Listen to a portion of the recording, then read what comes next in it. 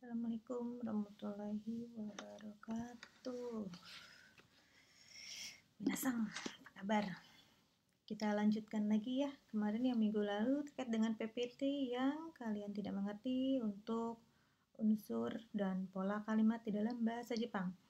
Oke, saya akan sebelum masuk ke pertanyaan-pertanyaan yang tadi yang sudah kalian tulis di dalam WA group, saya akan jelaskan dulu PPT-nya sambil saya menjawab pertanyaan satu persatu. Oke, saya mulai saja kuliah kita hari ini. Oke, untuk slide yang pertama itu adalah unsur dan pola kalimat. Yaitu unsur kalimat. Kalimat terbentuk dari perpaduan beberapa jenis kata yang disusun menurut aturan gramatikalnya. Nah, inilah jenis kata. Jenis kata sudah kita pelajari pada saat semester lalu, yaitu pada saat kita mempelajari morfologi, saya sudah mengeluarkan apa itu jenis kata yang sudah kita langsung praktekkan dan dimasukkan dalam latihan. Tapi saya akan ulang lagi. Yang pertama adalah meshi, itu adalah nomina ataupun benda, namanya benda. Yang kedua adalah doshi, verba. Ketiga adalah keiyoshi atau adjektiva. Yang keempat fukushi, kata keterangan. Yang kelima joshi, partikel. Yang keenam jodoshi, copula. 7 satu joshi, kata sambung, dan yang ke-8 adalah kandoshi. Mungkin kalau dari 8 jenis ini saya yakin minasang sudah mengerti semua dari 1 sampai dengan 5 ya, dari meshi sampai dengan joshi. Tetapi dari 6 jodoshi dan kandoshi ada beberapa yang tidak mengerti, yaitu contoh seperti Tiara-san, dia bertanya apa itu jodoshi. Oke. Saya minta Anda semua membuka bukunya dasar-dasar linguistik ya, yang sudah kita punya semua, ini adalah buku panduan kita.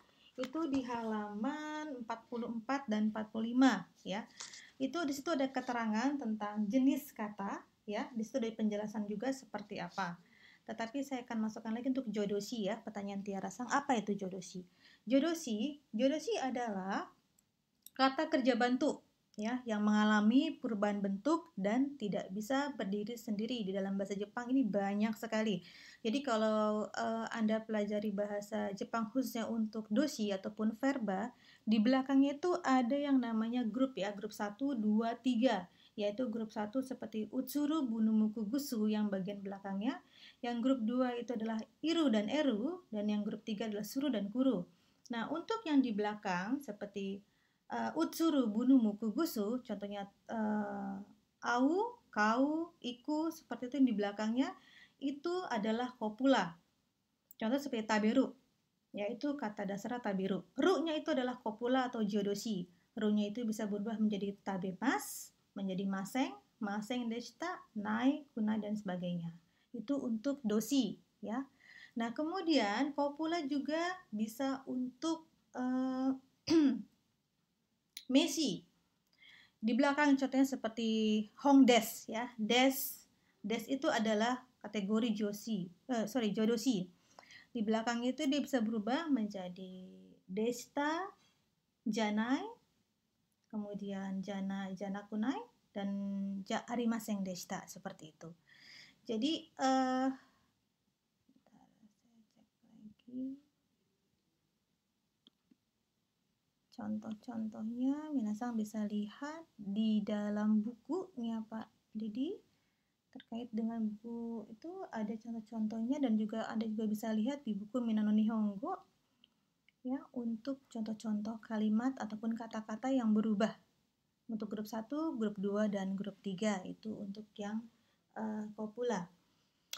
Kemudian untuk yang 7 setsu zoshi, itu adalah kata sambung.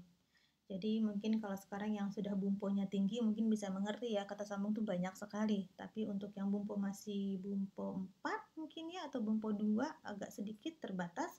Contoh-contohnya adalah seperti soshite, kemudian aruiwa, kemudian shikashi, sorede, sorekara, dan sebagainya. Seperti itu adalah kata sambung. Yang ke-8 itu adalah kandoshi, kata seru. Biasanya terkait dengan perasaan ataupun kita kalau memanggil orang ya menggunakan kata-kata seru seperti oi, koyo, kiru, seperti itu dan sebagainya. Oke, ini untuk pertanyaan Tiara Sang, insya Allah mudah-mudahan sudah bisa terjawab. Selanjutnya kita masuk ke slide yang kedua. Ada unsur kalimat dalam bahasa Jepang. Nah, tadi itu adalah jenis kata ya. Kalau ini di dalam kalimat itu ada unsur-unsurnya. Semua bahasa pasti ada. Tetapi yang kita bahas di sini hanyalah bahasa Jepang. Di dalam bahasa Jepang, unsur kalimat terbagi menjadi 4. Ya, yang pertama subjek, predikat, objek, keterangan, modifikator, dan konjungsi. Nah, dari 6 jenis ini yang paling dipertanyakan adalah yang nomor 5, yaitu modifikator atau shushokugo. Apa sih modifikator itu sendiri ya? Kalau subjek, minasan sudah mengerti, biasanya di awal kalimat. Kalau di dalam bahasa Jepang, indikatornya adalah wa atau ga. Nah, tadi ada yang bertanya, coba saya cek dulu. Tadi ada yang bertanya apakah... Oke, untuk Rizky-san, untuk kalimat ya, apakah masih Cikau? Bukan. Apakah kalau di dalam subjek itu hanya ada 2 saja partikelnya? Ya, betul, hanya 2, yaitu wa dan ga. Tidak ada yang lain. Kalau untuk predikat, ya, banyak sekali partikel yang menempel. Minasan sudah mengerti ya, yang tadi yang 1 grup, 2 grup, 3 grup, itu adalah kategori predikat ataupun verba. Kalau yang ketiga objek, biasanya diisi dengan nomina. Jadi subjek dan objek biasanya diisi dengan nomina. Nah, keterangan. Kemarin di dalam grup ada yang bertanya, Sensei, apa sih membedakan antara objek dengan keterangan? Karena sepertinya hampir mirip-mirip. Betul, hampir mirip-mirip antara objek dengan keterangan. Tetapi kalau objek, biasanya itu adalah penderita langsung. Kalau dalam bahasa Indonesia mungkin bisa indikatornya adalah seperti verba menggunakan me. Sepertinya seperti kemarin contohnya siapa ya, satu orang, saya lupa namanya siapa, dia bilang ibu berdagang, ibu berdagang di pasar, ibu menjual beras, seperti itu. Nah, yang ditanyakan adalah bahwa beras itu adalah keterangan ataukah objek. Nah, itu yang sudah saya jawab. Minasan bisa lihat lagi di grupnya ya, kalau nanti kurang nanti panjang sekali keterangannya. Oke, selanjutnya untuk yang modifikator saja yang saya akan jelaskan bahwa modifikator digunakan untuk memperluas atau menerangkan subjek, objek, penyerta, atau lainnya menggunakan verba, adjektiva, nomina, atau lainnya. Oke, jadi modifikator itu bukan hanya verba ya. Minasang tadi bertanya, saya nggak ngerti apakah modifikator itu adalah verba. Tidak selalu verba ya. Modifikator itu untuk memperluas ya, untuk menerangkan di belakangnya apakah subjek kah, objek kah, ataupun malah verba dan sebagainya. Jadi di dalam bahasa Jepang itu memang pola kalimatnya agak rumit ya, beda dengan bahasa Indonesia, bahwa biasanya kalau dalam bahasa Jepang yang diterangkan itu selalu ada di belakang. Contohnya, megane o kakete iru hito, orang yang menggunakan kacamata. Tidak seperti kita kan, orangnya itu pasti jelas di depan, tetapi kalau mereka selalu di belakang. Jadi dijelaskan dulu panjang lebar, baru intinya ataupun subjeknya ada di belakang. Nah, yang memperluas atau menerangkan tersebut itu adalah modifikator. Jadi megane o kakete iru itu adalah modifikator dan hito itu adalah subjeknya. Seperti itu. Nah, kita masuk ke contohnya. Seperti contoh berikut. Ichiban, Suzuki-san. Suzuki wa itu adalah subjek, daidokoro de itu adalah keterangan, yogoreta modifikator, sarao objek, seken de itu keterangan, kireini modifikator, arata. Nah, tolong dilihat di sini. Kenapa sih seperti itu ya? Kalau Suzuki-san wa gampang, karena ada wa-nya itu udah pasti subjek lah. Kemudian daidokoro de ya ada de ataupun ni, biasanya mungkin keterangan tempat, keterangan waktu atau menggunakan alat dan sebagainya. Nah, tetapi modifikator apa sih? Yogoreta, sarao. Nah, bisa dilihat di sini ada sara. Sara itu adalah objek ya, karena di belakangnya ada o, itu artinya piring. Yogoreta sara itu adalah kan piring yang kotor. Nah, jadi yogoreta itu menerangkan si saranya. Ya, yogoreta itu kan verba, betul, yogoreta itu verba, kotor, telah kotor artinya. Nah, jadi di depannya sara itu bisa jadi yogoreta atau kire atau mungkin wareru seperti itu. Nah, jadi apapun boleh. Nah, selanjutnya untuk kire ini arata. Kire itu adalah adjektif ya, adjektif untuk yang na. Di sini dia menggunakan ni, karena apa? Karena itu adalah seperti cara. Kire ini artinya adalah sampai bersih, bersih. Arata itu mencuci, ya mencuci. Jadi si aratanya itu adalah verba, kirenya adalah adjektiva. Kalau diterjemahkan secara seluruhnya, kire ini arata, mencuci sampai bersih atau mencuci dengan bersih. Jadi si dengan bersihnya itu menjelaskan mencucinya. Sedikit susah ya modifikator ya. Oke, yang kedua. Ini ada yang kedua shikashi. Sachiko wa jibun no buya de otosan ni kate kureta jashi o yondeiru. Shikashi adalah konjungsi, ya, penyambung. Konjungsi adalah bisa juga penyambung ataupun kata sanggahan. Sachiko wa ya di sini ada wa, dia menjadi subjek. Nah, jibun no buya de, ya. Heanya itu memang adalah tempat dan keterangan, tetapi di sini ada jibun no. Apa sih jibun no itu? Nah, jibun no itu adalah seperti kepemilikan ya. Jadi kamar saya. Ya bisa jadi jibungnya bisa digantikan tomodachi atau haha atau tosang atau siapapun. Tetapi apa yang dijelaskan di belakangnya? Ya si kamarnya. Jadi itu sebagai modifikator. Kemudian otosang ni kate kureta. Itu panjang sekali ya, jashi. Nah, tadi saya jelaskan seperti ini sama dengan contoh yang tadi saya sebutkan, yaitu megane o kakete iru hito, ya. Si jashinya di belakang. Jadi otosang ni kate kureta itu menjelaskan si jashinya yang merupakan objek. Yondeiru adalah predikat ataupun verba. Sampai sini bisa dipahami. Kalau masih belum puas dengan modifikator, Anda bisa coba tanyakan lagi dalam WA group. Saya akan coba jelaskan lagi mungkin melalui video singkat. Oke, selanjutnya kita masuk ke slide berikutnya, yaitu tentang pola kalimat. Tadi unsur ya, ini sekarang pola. Oke, di dalam pola kalimat itu ada beberapa jenis. Ada kalimat verbal. Kalimat verbal itu dosi ya. Kalimat verbal itu terbagi menjadi dua. Nah, tadi ada yang bertanya nih, siapa ya? Tadi yang bertanya itu Dava. Apa bedanya verba transitif dan intransitif? Oke. Mungkin kalau di dalam Bumpo, tadi saya sudah tanyakan di grup, ternyata kalian belum belajar tentang kata kerja pasif. Tapi dalam bahasa Indonesia pasti sudah ya. Kalau dalam bahasa Indonesia kan itu indikatornya sangat jelas, yaitu menggunakan di atau mungkin ter, seperti itu. Untuk sufiksnya. Nah, tetapi kalau dalam bahasa Jepang agak sedikit berbeda, ya. Nah, di dalam bahasa Jepang itu ada dua kalimat verbal, kalimat yang berobjek dan tidak berobjek, ya. Ada juga yang berobjek tapi dia implisit atau tidak terlihat. Contoh yang pertama itu adalah intransitif. Nah, ya saya katakan ini sudah saya jelaskan juga di kelas ya. Intransitif adalah tidak ada objek, sedangkan transitif itu ada objeknya. Contoh 1, subjek plus predikat ga atau wa plus verba intransitif. Tateba ne, ame ga furu, kodomo ga naiteiru.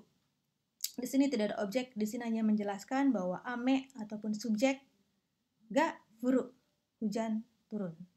Terus kemudian contoh yang keempat, kodomo ga naite iru. Kodomo ga itu adalah subjek, naite iru adalah predikat. Makanya menjadi verba. Tidak ada yang menjadi objek penderita di situ. Selanjutnya, untuk nomor 2, pola kalimat verbal transitif atau disingkat SOP. Subjek, predikat, objek, partikel o, dan verba transitif. Contohnya yang nomor 5, Taro wa shimbun o yondeiru. Taro wa shimbun o yondeiru. Di situ ada wa yang sebagai subjek, indikator subjek, kemudian ada o sebelum shimbun, setelah shimbun, kemudian yondeiru. Nah, simbung itu adalah meisi, yondeiru adalah verba. O adalah indikator untuk objek, itu objeknya adalah simbung. Yang keenam, yamashita wa tegami o kaku. Di situ ada wa, ada o, ya. Wa itu subjeknya adalah yamashita, kemudian objeknya adalah tegami, ya. Jadi bisa tolong dilihat ya. Dafasang, tolong dilihat nomor 1 dan nomor 2 bedanya apa? Ya, yang mana yang menggunakan objek, yang mana tidak menggunakan objek, ya. Yang tidak menggunakan objek itu transitif. Yang menggunakan objek itu adalah transitif, yang tidak menggunakan objek adalah intransitif. Bedanya in dan trans, seperti itu. Oke, selanjutnya pertanyaan siapa lagi ini? Modifikator sudah. Oke, lanjut ke kalimat adjektifal. Tadi verbal, yang kedua ini adalah adjektifal atau keiyoshi bung. Keiyoshi itu sudah mengerti ya, minasang, ditambah dengan bung. Bung adalah kalimat. Di contoh nomor 3, pola kalimat adjektifal itu terbagi dua ya. Minasang sudah tahu ya, ada ikeyoshi dan nakeyoshi dalam bahasa Jepang. Untuk yang ikeyoshi bisa dilihat di contoh nomor 7, yaitu kono kabang wa atarashi. Dan 8, kanojo no kami no ke ga kuroi. Ya, itu adjektif. Atarashi adalah keiyoshi, kuroi adalah keiyoshi. Saudara, 4 番, pola kalimat adjektifal na, ini ya, na keiyoshi. 9番, kono heya wa shizuka da. Tanaka san wa shinsetsu desu. Shizuka to shinsetsu wa na keiyoshi desu. Ii desu ka? Hai, segi. Nah, ini yang ketiga ada terakhir adalah kalimat nominal atau meisibung. Di sini ada subjek, partikel wa, nomina, plus kopula da. Nah, tadi kopula ya. Ya, tadi sudah dibahas sebelumnya apa itu kopula ataupun jodoshi. Tolong dilihat di contoh nomor 11, kare wa gakusei desu. Yang 12, ano hito wa nihonjin desu. Nah, yang saya bingung pertanyaannya itu adalah penjelasan lebih lanjut tentang kalimat nominal. Oke, nah apalagi yang mau dijelaskan ya? Nadia-san bisa lihat contohnya karewa gakusei des. Di situ ada gakusei. Ya, di sini tidak, dalam dua kalimat tersebut tidak ada unsur keiyoshi, tidak ada unsur doshi, hanya meisi ataupun nomina saja. Jadi gakusei itu nomina, nihonjin mo nomina. Jadi dia kategorinya adalah kalimat nominal. Jadi kalau dijelaskan seperti apa lagi ya? Artinya di dalam kalimat tersebut menjelaskan hanya meisinya saja, tidak menjelaskan yang lain. Ya, dan kopula di sini hanya des saja, tidak berubah menjadi bentuk yang lain. Seperti itu. Oke. Tadi pertanyaan 5 pertanyaan sudah 4 pertanyaan sudah saya jawab, hanya tinggal 1 pertanyaan dari Rizky Sang. Untuk kalimat nominal, apa harus menggunakan partikel wa? Bagaimana jika menggunakan partikel yang lain seperti soko ni iru tomoko? Seperti itu ya. Soko ni iru tomoko. Oke, di sini ada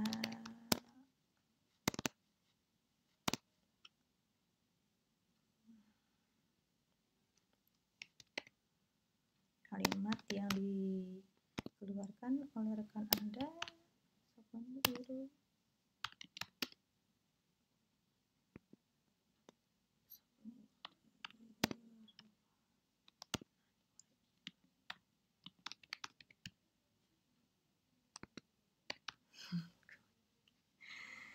Oke. Soko ni pakai hiragana saja ya biar bisa terbaca. Tomoko.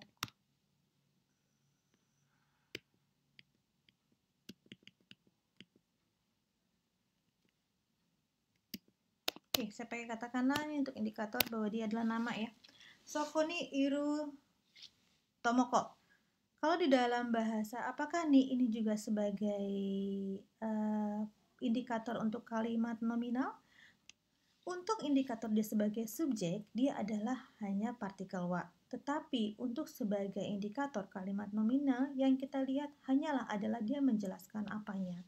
Nah, tadi kalau saya lihat soko ni iru tomoko, soko ni iru itu masuk ke dalam modifikator. Dia menjelaskan si tomokonya. Keberadaan tomoko. Tomoko ada di mana? Oh, tomoko ada di sana.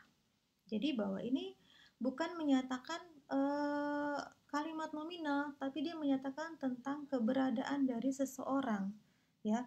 Tateba soko ni iru tomoko ga gakusei desu. Nah, si gakusei itu yang masuk dalam kalimat nominal. Kalau Anda tambah lagi dengan kata gakusei di bawahnya, di sampingnya baru bisa masuk menjadi kalimat nominal, bukan seperti ini. Seperti itu saja ya, Rizky-san. Dengan keterbatasan kuota dan sebagainya, mungkin nanti kita bisa jelaskan lebih lanjut ya. Oke, selanjutnya kalau ada yang masih kurang jelas, coba tolong tanyakan, kita bisa diskusikan di WA group saja ya. Nah, terkait dengan PPT yang sudah saya jelaskan ini, jadi ada beberapa tugas ya. Saya minta Anda membuat 3 buah kalimat ya, seperti contoh yang sudah saya masukkan di dalam PPT, yaitu contoh tentang ini. Lihat contoh berikut ya, ini ada yang 1 dan 2. Saya akan berikan kriterianya dan bagaimana cara penulisannya di dalam assignment ya, untuk yang dokumen. Jadi saya minta hanya 3 buah kalimat, Anda bisa breakdown seperti ini. Anda coba pilah-pilah, identifikasi yang mana sih subjeknya, predikatnya, objeknya, keterangan, modifikator, dan konjungsi kalau ada ya. Masing-masing orang 3 kalimat saja, dan saya harap dan saya tidak mau sebetulnya ya kalau kalimatnya ada yang sama. Apabila ada yang sama, dua-duanya tidak akan mendapatkan nilai. Seperti itu. Untuk lebih jelasnya tentang assignment, minasan bisa masuk ke web kuliah untuk materi dokumen, dan video ini juga akan saya lampirkan di sana sebagai panduan Anda untuk membuat tugas yang saya berikan. じゃあ、授業はここまで終わりましょう。もし質問があったら、ぜひ遠慮なく聞いてくださいね。はい、皆さん頑張ってください。